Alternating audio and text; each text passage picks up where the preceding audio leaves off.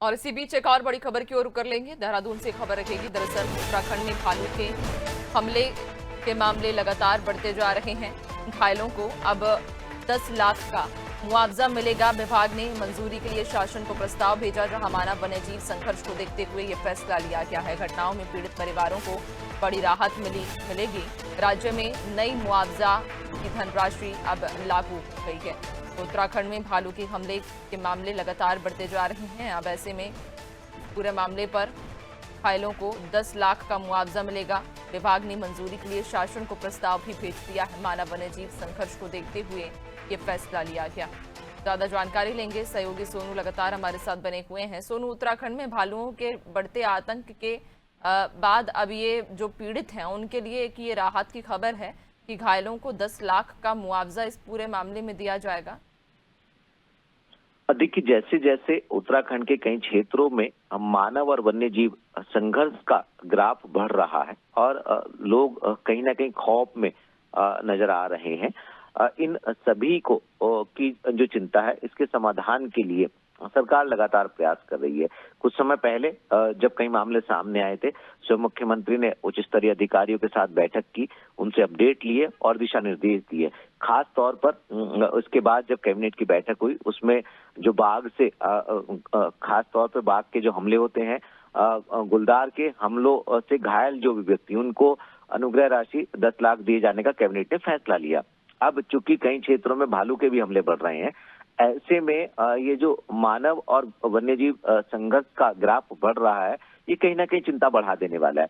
और यही वजह है कि तमाम प्रयास किए जा रहे हैं, पिंजरे लगाए जा रहे हैं और खास तौर से जो जिस क्षेत्र में ज्यादा खास हमले बढ़ रहे हैं, उन क्षेत्रों में वन विभाग की टीमों को अलर्ट भी किया जा रहा है, संसाधनों को भी जुटाया जा रहा है और जो प्रभावित हो रहे हैं उनको जो धनराशि है, मुआवजे की धनराशि, उसको भी 10 लाख रुपए किए जाने के प्रयास किए जा रहे हैं, क्योंकि ये एक शासकीय व्यवस्था है। लिहाजा विभाग के स्तर पर एक प्रस्ताव तैयार किया गया है और प्रस्ताव जो है वो शासन को भेजा जा रहा है। और जो शासन को प्रस्ताव भेजा गया है, इस प्रस्ताव में अब शासन से निर्णय होगा कि आखिर जो धनराशि है, घायलों को दी जाने वाली जो मुआवजे की राशि, अनुग्रह राशि है, ये 10 लाख की जाएगी। तो लगातार प्रयास जरूर की जा रहे हैं, कोशिशें जरूर की जा रही हैं और ऐसे में ये भी देखना होगा कि जो वन विभाग के जो फील्ड में काम करने वाले कर्मचारी हैं, उनकी अगर कहीं पर कोई कमी है तो उसकी भरपाई विभागीय स्तर पर आखिर कैसे की जाएगी, ऐसे में ये भी इसकी भी जरूरत महसूस की जा रही है। साफ तौर पर यह भी देखा जा रहा है कि जो जन जागरूकता है उसको भी बढ़ाया जाए। अब मौसम में बदलाव हो रहा है और ऐसे में खास तौर पर जब भालू के हमले ज्यादा बढ़ रहे हैं, तो लोग कई क्षेत्रों के जो है वो खौफ में जीने के लिए मजबूर हो रहे हैं। लोगों की समस्या का कैसे समाधान हो पाएगा, सरकार और विभाग इसके लिए गंभीरता से कार्य कर रही है। अब देखना होगा ये जो धनराशि जब बढ़ा दी जाएगी, इसके अलावा और विभागीय स्तर से कौन कौन से नए कदम उठाए जाते हैं ताकि लोगों को राहत और उनकी समस्याओं का समाधान किया जा सके। बिल्कुल, लेकिन सोनू, इस मामले में ज़रूरी ये है कि जो हमले लगातार हो रहे हैं, जो आतंक भालुओं का बढ़ता जा रहा है, उसे कैसे कम किया जा सके, क्योंकि रहवासी इलाकों में भालुओं का आना और यहाँ पर ग्रामीणों को नुकसान पहुँचाना, उनकी न सिर्फ जान के लिए तो खतरा है ही, लेकिन जो उनकी फसलें हैं, जो उनके मकान हैं, वहाँ पर भी नुकसान पहुँचता है। लोग डर के साए में जीने को मजबूर होते हैं। अब ऐसे में उन भालुओं की आमद ग्रामीण इलाकों में ना हो, इसको लेकर क्या कदम उठाए जा रहे हैं?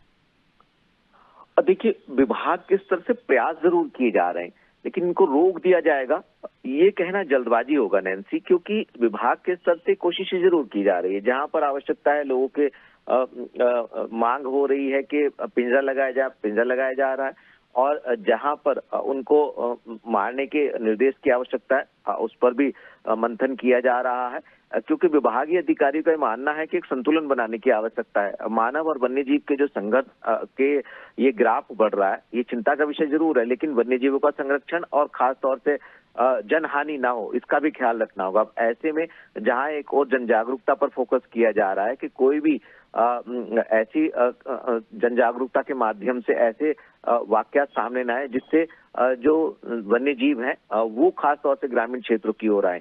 दूसरी ओर खास एहतियात बरतने की जरूरत है। ये बात बिल्कुल सही है, कुछ ऐसे भी इलाके हैं, ग्रामीण इलाके, जो वन्य क्षेत्रों से बिल्कुल लगे हुए हैं और ऐसे में इनको रोकने के लिए कोई ठोस उपाय ऐसे अभी फिलहाल नजर नहीं आ रहे हैं, जिनमें ये कहा जा सकता है कि विभाग ने ऐसा कर दिया कि इस गांव में अब वन्य जीवों की एंट्री नहीं हो सकती है। लेकिन चूंकि गांव के लोगों को उनको सुरक्षा प्रदान कराना भी सरकार की और विभाग की जिम्मेदारी है। ऐसे में कोशिशें की जा रही हैं और जो खास तौर से गश्त जैसी जो कार्य हैं उनकी आमद बढ़ाई जा रही है। जो विभागीय अधिकारी हैं, कर्मचारी जो फील्ड में काम कर रहे हैं, उनको अलर्ट मोड पर रखा जा रहा है, एक दूसरे से समन्वय स्थापित किया जा रहा है, जन जागरूकता को भी बढ़ाया जा रहा है और पिंजरों को भी लगाया जा रहा है। कोशिश जरूर की जा रही है, लेकिन ये कहीं ना कहीं विभाग की जो तमाम प्रयास हैं, ये जो वन्य जीवों की जो मूवमेंट बढ़ रहा है, ये कहीं ना कहीं चुनौती बनता जा रहा है। इस चुनौती से कैसे पार पाया जाएगा? मुआवजा राशि, अनुग्रह राशि एक सहयोग के तौर पर हो सकता है, एक राहत के तौर पर इसको हम देख सकते हैं, लेकिन जिस तरह से भालुओं के हमले बढ़ रहे हैं, लोगों में खौफ बढ़ रहा है, इसका समाधान करने के लिए और रणनीति में बदलाव करने की विभागीय अधिकारियों को जरूरत महसूस की जाने लगी है। बिल्कुल, यानी कि अब ऐसे में सरकार लगातार प्रयासरत है कि जो भालुओं का आतंक ग्रामीण इलाकों में विशेष तौर पर बढ़ रहा है, ऐसे में उसको किस तरह से रोका जाए, इसको लेकर लगातार प्रयास किए जा रहे हैं। बहुत शुक्रिया आपका जानकारी साझा करने के लिए।